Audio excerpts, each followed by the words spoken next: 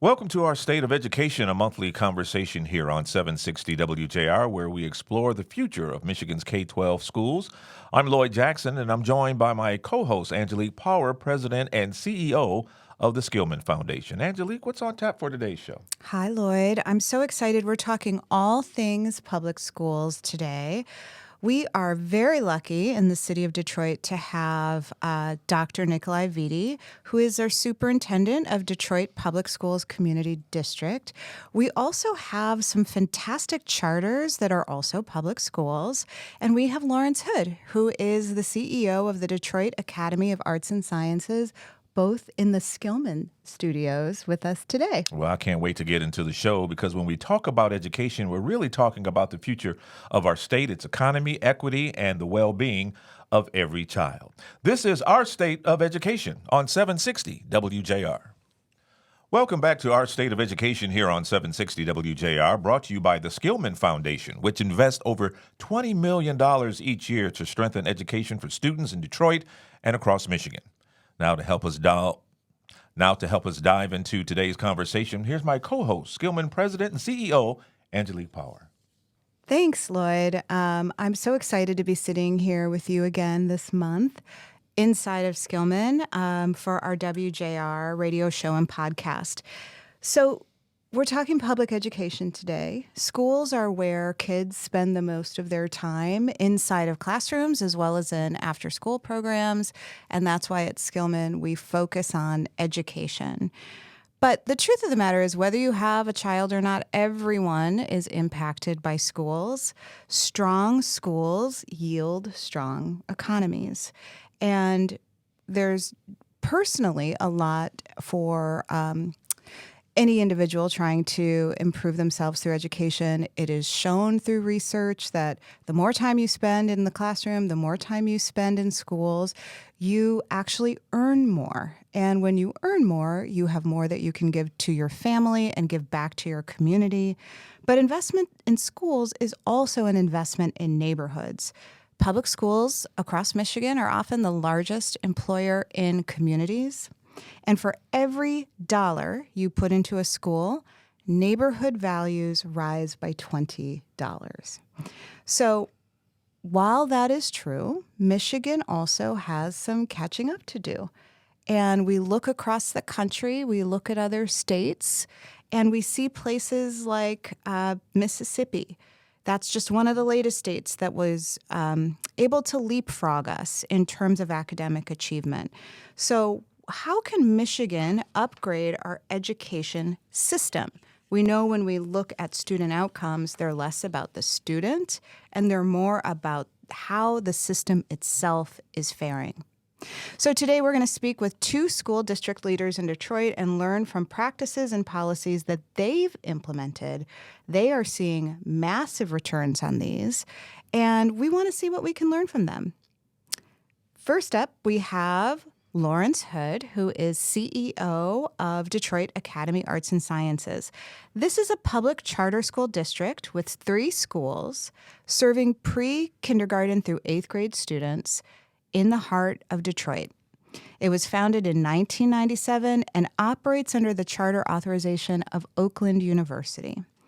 While studying core academics, the Academy's students are exposed to laboratory sciences, performing arts, and visual arts.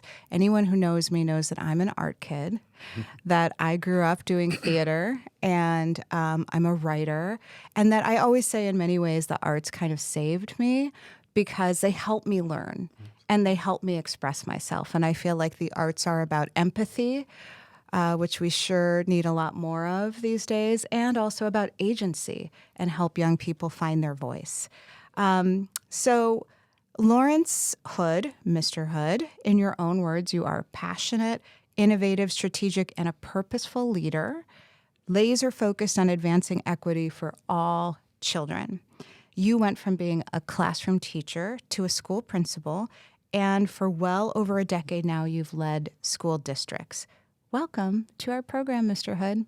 Thank you for having me. So excited to be here to share some insights and learn from the conversation that we have today. Now, should I call you Mr. Hood? That is fine. Okay. I love how teachers call each other that name. It just is a sign of respect when they talk to each other that way. Okay, so tell me a little bit about yourself, Mr. Hood, and what led you to become an educator. Great, thank you. So again, Lawrence Hood, my role currently as CEO of Detroit Academy of Arts and Sciences, but starting back in, some years ago, I would even start in 92. First of all, I'm a father of five girls. So excited to have my baby. So shout out to you all.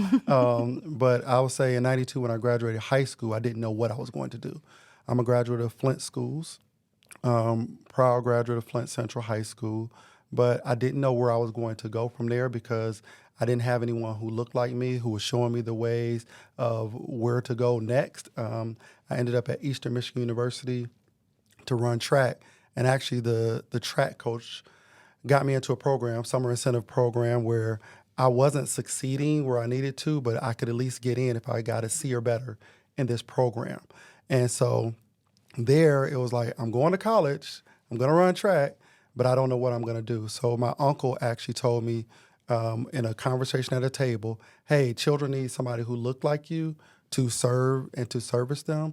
And so I was like, you know what? Hey, that's what I'm going to do, because I did have some role models in my life. And I'm like, they've been good to me. They've served our community, and I wanted to be just like them. So that was one thing. I wanted children that looked like me to see their resemblance inside of a classroom. They say that we need at least 5 champions in our lives that will help guide us to different places, people who believe in us before we believe in ourselves, right? Tell us a little bit about the school district you lead. Yeah. So Detroit Academy of Arts and Science, as you said earlier, started in 97. Fun fact, my daughter's nurse, my firstborn daughter, said, hey, you're a certified teacher. You should go get a job downtown Detroit. They have openings. And so this is my first job in 97 when my daughter, her nurse recommended I couldn't get a job anywhere else as a certified teacher. And so started here in 97, full circle. We're now here in the city of Detroit on the east side. Our goal is to disrupt generational poverty for the families we serve on the east side of Detroit. We know that we've been doing great work since for the last 5-6 years. We've been continuing to put points on the board, for our scholars every year inside of our building, which was great. However, we continued to see that was not yielding the fruits overall because we were playing great offense and not playing great defense. Defense is what we do to serve our community. So when the children leave our building, they're actually not getting those points on the board. They're seeing the same results. So what we decided is that we're going to serve our community better so we can do a wraparound service for all of not just our children, but our families as well. And so what that looks like is we've gone COTS to careers. COTS meaning that we have Birth to 5 program, we have an elementary program, we have a middle school program. We're in the process of opening up an early middle college, high school that goes to 13th grade. Our children get associate's degrees, so we're excited about that, but it's all about the community partners that we have. We now have DHS office, so they have wraparound services inside of the building. We also have partnered with Wayne Metro. We partner with other community partners, Eastside Community Network, and others to make sure our families get all that they need, Detroit Parent Network. So a lot of partners have come in to really support not just our scholars, but even our parents are able to get degrees through Degree Forward. So again, if we're going to disrupt generational poverty, we can't just continue to do the same thing. We'll get the same results. So we're thinking about wraparound supports for all of our families. Beautiful. Listeners, you can't see that when Mr. Hood, Lawrence, is doing analogies to sports, he is pointing to Lloyd, who is wearing a Lions jersey. So wraparound services, lots of partners. A lot of the partners you mentioned are also partners of Skillman. I love hearing that. How is Detroit similar to other school communities, and how is it different? Yeah, I mean, we're urban district, right? And so we're dealing with a lot of the same issues, poverty. We're dealing with declining enrollment. We're dealing with all of the things that a majority of the districts are facing and communities are facing. But I'll say that the thing that makes us a little different and unique is we're not as unified. Like when we think about unification and coming together on behalf of those who need us most, that's children. Those are families that are experiencing being underserved through poverty and other things, like the unification, all resources coming together. I think that is the biggest gap that I see when I look at schools, and I've worked with schools across the country and districts across the country, how we serve our families that are needed most. I think there's some disconnect there. But for the most part, we're very similar with all the different elements of our communities. Well, that's where we'll leave it for this segment of our State of Education, powered by the Skillman Foundation, investing in brighter futures for Detroit's youth and students across Michigan. Thanks for tuning in. And more is ahead here on 760 WJR. We're continuing our conversation and bringing in our second guest, the superintendent of the largest school district in the state. Angelique, tell us who that is. This is Dr. Nikolai Vitti, who has been with the Detroit Public School Community District since 2017.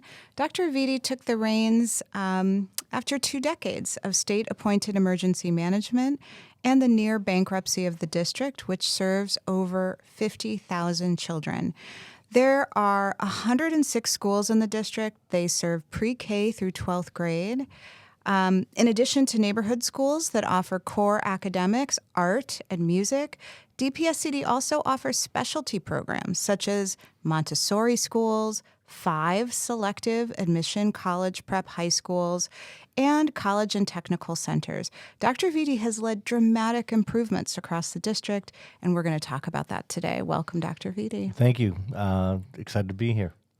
So tell us a little bit about yourself and your choice to become an educator. Well, I'm a proud product of a immigrant family and working class family. I struggled in school. I'm a dyslexic. Sometimes I say I was dyslexic, but you never stop being dyslexic. But athletics was my ticket to college. And once I did get to college, I went to Wake Forest University. I sort of woke up intellectually and academically and became to realize that I wanted to create the same kind of opportunities that I had. And I realized that my own awakening and self-consciousness grew from education. Latter part of high school, but mainly in college. Saw so many of my own family members and people I grew up with struggle in school, and my own family members being bright, intelligent people that just didn't have the opportunity. And so for me, I felt a sense of responsibility to give back and open up doors to those that were even as disenfranchised as me, but even more disenfranchised as me, and was trying to figure out what was the right vehicle to allow that to do that. Was it medicine? Was it education? Was it the law? And I decided to be a teacher. Had no intention of being an administrator. Actually didn't like administrators when I was a teacher.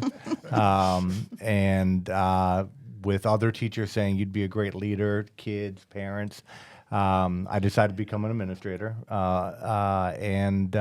For me, it's always been about scaling the kind of improvement that I saw as a teacher. For me, it was I love being a teacher, but then I saw what my kids were doing in my classroom because of high expectations, relationships. But the same kids were getting in trouble down the hall, with other teachers. I'd see, be a suspension list. It's like, how did he get suspended? Mm-hmm. He never acts that way in my class. Mm-hmm. And I started to understand it was about expectations. It was about relationships and expectations. And so for me, it was, first then I became a dean of discipline, then I became a principal, and then a principal leader, state leader, and then eventually superintendent, chief academic officer before that. But it was always about the challenge and opportunity of scale. Like how can you use leadership to create the best systems possible and experience for kids? And it's always been my journey. It's never really been about title.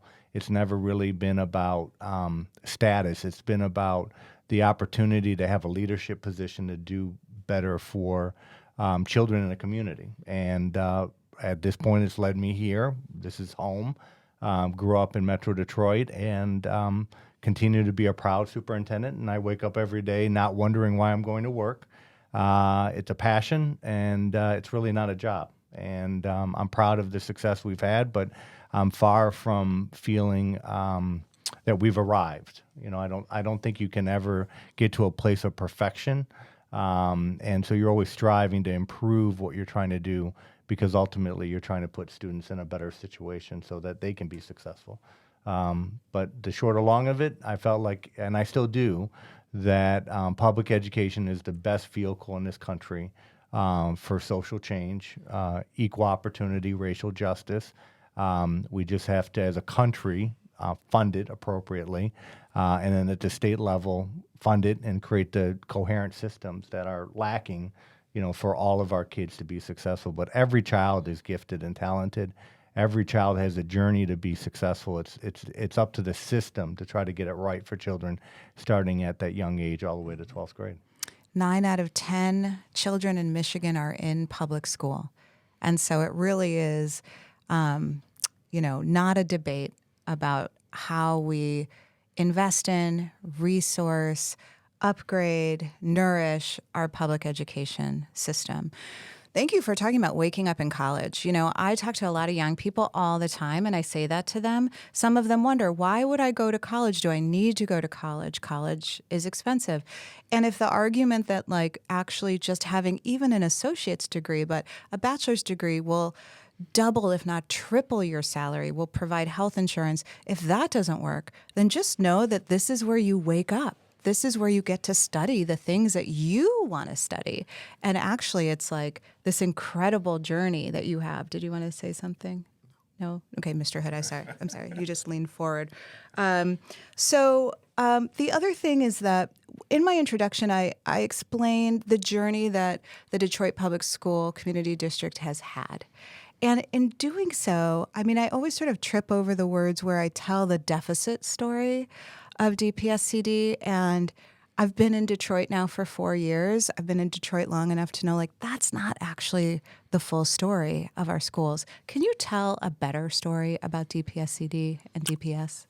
Yeah, I think, as someone who's studied history, I do think it's important to talk about the past, because I think you have to you have to speak truth to how far we've come, but also how the system was decimated. And I think I appreciate you saying that, and I appreciate others talking about it, because we can't lose sight that this only happened in Detroit. Like, where else in the country was local school board empowerment and elections taken away? Very few places in the country. And so where else was democracy ripped away? Because that's what it is. The structure of a school board is you're electing people. Citizens are electing people to represent, from a governance policy point of view, their district, their community district, and that was stripped away. And regardless of, you can't argue that the district was in trouble at the time. I'm not suggesting that, but to rip away democracy for a system that actually put the district backwards. Like every indicator you look at, academics, financial status, everything went backwards. So it didn't help the community.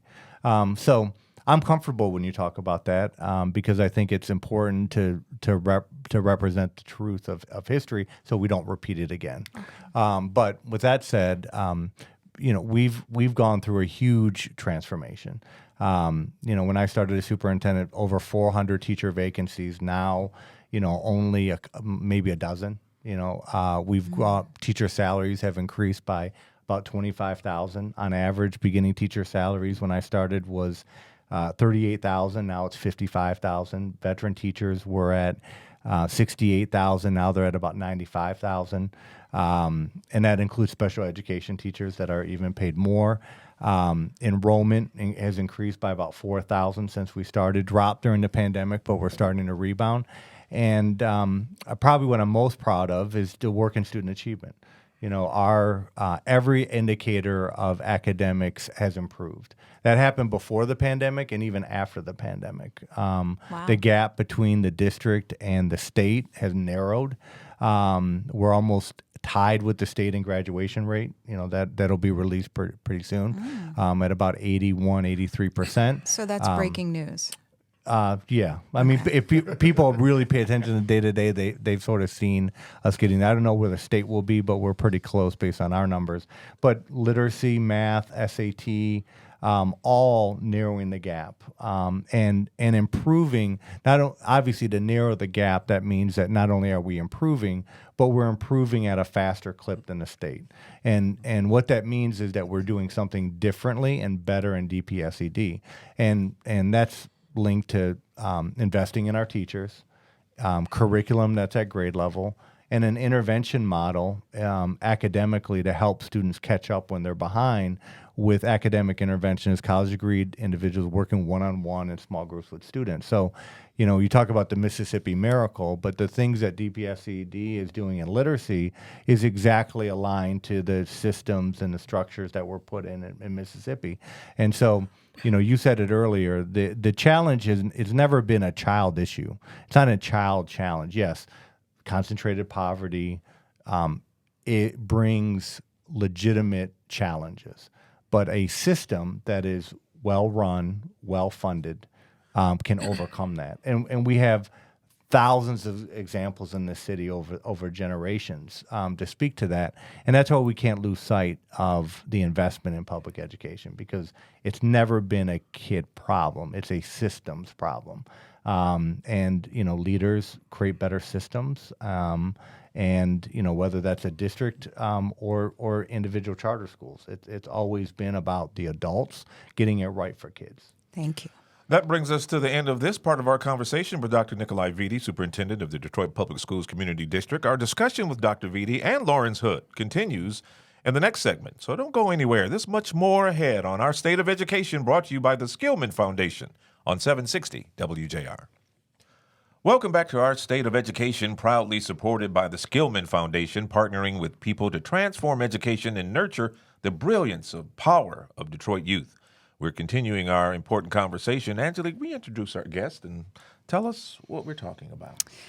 We're actually talking about a lot of the improvements and innovation that's happening in Detroit public schools, whether you are part of the charter system, and Mr. Lawrence Hood is here talking to us from the Detroit Academy of Arts and Sciences and really talking to us about some of the innovations happening there. Or if you're in the traditional district schools, and we have Dr. Nikolai Vitti here, who is the superintendent of DPSCD, talking to us about that. Next month, we're going to have an election, and we will have a new mayor in Detroit for the first time in 12 years. And we all know that there is no mayoral control of schools.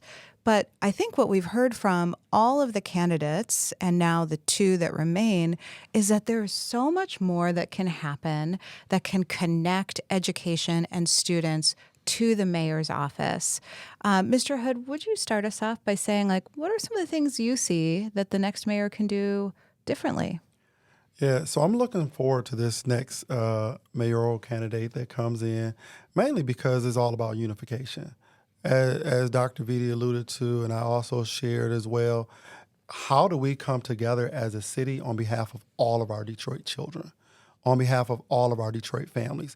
And I think that the mayor's office is that one unification body that can help bring us all together and also advocate on behalf of all of the children to some of the policymakers as we think about some of the conversations around opportunity index. We talk about talent, and all the other things that we're dealing with on our own individually. How can that conversation be held at the mayor's office? And we're excited to see a candidate that actually brings us all together on behalf of all of the children, all of the scholars that we serve.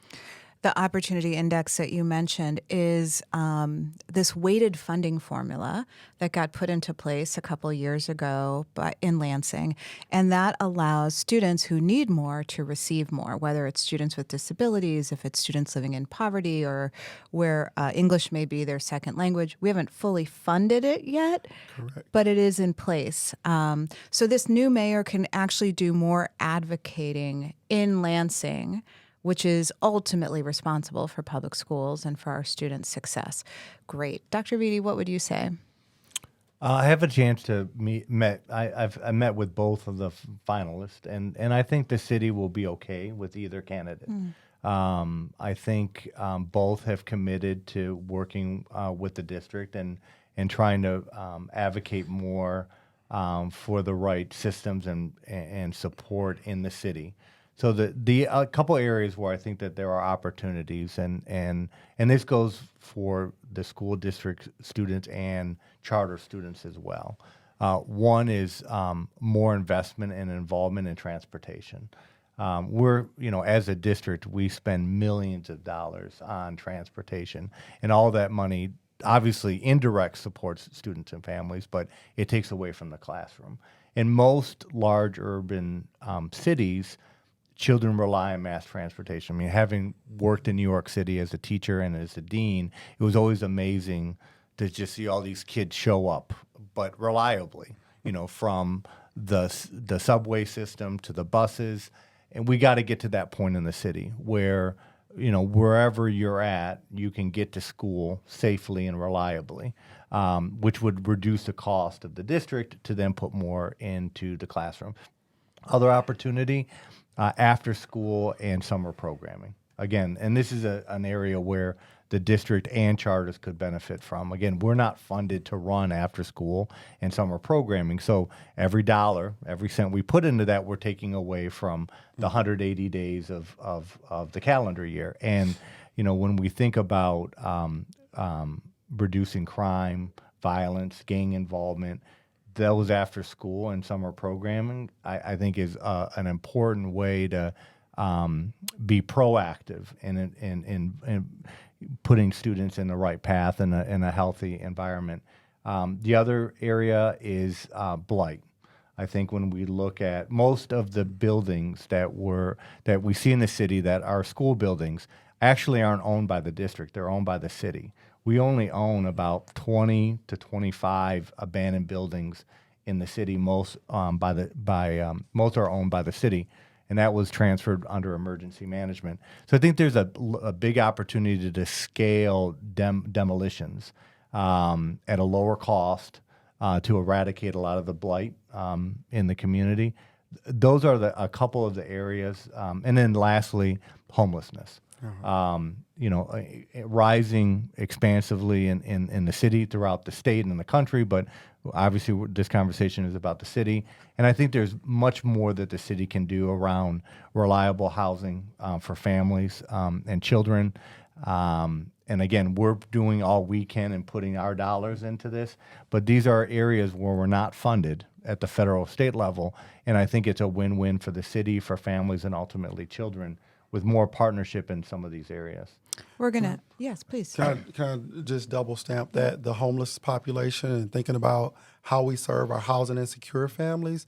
I do know that that's an opportunity here because it impacts our chronically absent numbers. Like when we go into chronically absent and how we serve, I think in the city is like 10% of our scholars are chronically absent. 10% are homeless. And that's a big number when you think about the number. And we partner with a couple of homeless shelters, and their numbers continue to increase, and the amount of families that they're seeing, they don't have the space for it. So I agree with you wholeheartedly. If we can help solve that issue, as they say, what we do for the least of these is so important. So that homeless population really impacts the chronic absentee numbers. I want to talk chronic absenteeism. It's a problem across Michigan. We know that, and it's gone up since COVID.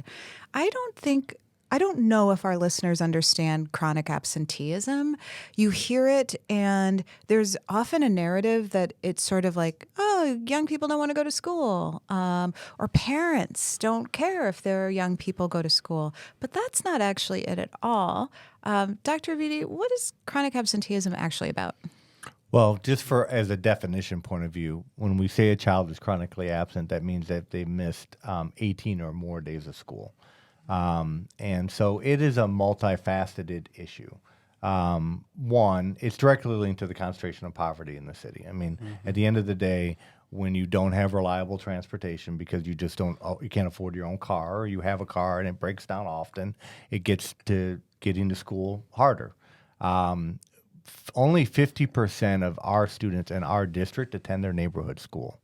And so that means that the burden of getting to and from school is on the family.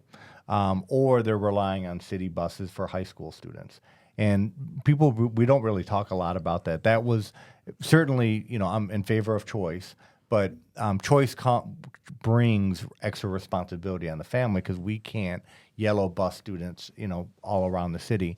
And then it's just, access to health care, access to dental, vision screening, just basic needs, which we're doing a better job through the health hubs. But another opportunity for the city to step in, whether it's district or charter schools, you start to address the socioeconomic issue, you start to create more stability for families. That allows kids to get to school more regularly.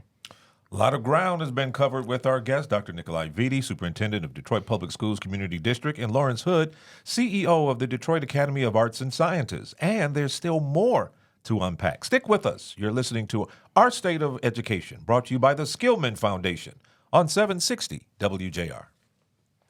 Welcome back to Our State of Education, sponsored by the Skillman Foundation, where we follow the will of Detroit youth to dream big and design new possibilities together. Angelique, let's turn it back over to you to reintroduce our guest and continue the conversation. We're having a great conversation with Dr. Nikolai Vitti from Detroit Public School Community District, Mr. Lawrence Hood from Detroit Academy of Arts and Sciences Charter District. We just were talking about really unpacking chronic absenteeism that has to do with the social determinants of health, and how the city in particular could focus more of its resources and its energy on solving some of those social determinant issues, but also pour dollars into things like transportation and after school, blight reduction, homelessness, housing, all of those things. It made me think of the work that you do, Mr. Hood, at DOS, and that you have talked a lot about these wraparound services that schools may not be the first place you think of as the places to provide this, but if schools do not provide this, then it will take away from learning. We know that at the federal level, there's a lot of policy changes. We know there's a lot ahead with SNAP benefits changing. That has to do with food resourcing. We know there's a lot ahead with Medicaid being taken away. There are 1 million children in Michigan currently on Medicaid that are at risk. So talk to us about what you want Michigan lawmakers to do and understand as they're contemplating policy. Yeah, as I think about policy, as we know, they haven't passed the budget. Like we just had that conversation. One, pass the budget, so we know what we're working with as schools. I think I talked about the opportunity index already. I'll be honest with you though, it's been hard. Like the cavalry has not come. The cavalry has not supported us, year after year after year. So yes, we want policymakers to focus on like making the main thing, supporting all of our children, especially those that need the support the most. As you talked about Medicaid, we talked about homeless, we talked about all those things, but also, there are some great organizations that have reached out and supported us. I talked about DHS. I talk about, other wraparound supports that are in the community that we have had to tap in to support our families. Balmer has done a great job with summer programming. Goal Line. I think about Goal Line. We are the only school district in the city that actually has Goal Line support for after-school programming. How can that be expanded throughout the rest of the city? So like Dr. Vitti mentioned, so we're not spending our dollars that way. How can we get dollars from some of these community organizations that are already being supported and really making sure that they're funded as well? But I think the biggest thing that we need is to make sure that we pass a budget that supports all of our families. And I think that is the most important thing. Goal Line is a transportation initiative launched by the city of Detroit that takes people to after-school programs. Would you add or change? They are an after-school provider. Yeah. They are the after-school provider. And yes, they have transportation that brings from different schools. However, we're a community hub for our community. So we're a space for 300 children to receive after-school programming. So that is a big benefit to our community and also to our district, where we're not using our funds for after-school programs because we're being supported by some of these local community organizations like Goal Line. Okay, thank you. Dr. Vitti, you actually talk about policy a lot, and you spend time, you're on the Launch Michigan board, and you spend time talking with state policymakers. How do you counsel them on how they can be better supportive of the education system? Well, ultimately, it's about investment, and I think we lose sight of that. I mean, if those in the community, our wealthiest citizens, send their children to Cranbrook or Country Day, and they're spending $40,000 a year, they're demonstrating the kind of investment that's needed in their mind to ensure that their child is prepared and ready to compete in an international economy. Yet we have these same conversations every year about investing in what would be considered, as you said, the statistic 9 out of 10 children are in public schools. And so we have these weird conversations about, well, achievement and needs to be higher, and what's the money used for, but yet many of our wealthiest families are sending children to schools at $20,000-$40,000 a year. So they certainly understand what investment in education means and what per pupil, but we have a different conversation for other people's children. And that's the ongoing challenge in this country, is we have a different value system. We don't want to talk about it. We have a different value system for different kinds of kids. Yeah. And often that gets down to race. It gets down to socioeconomics.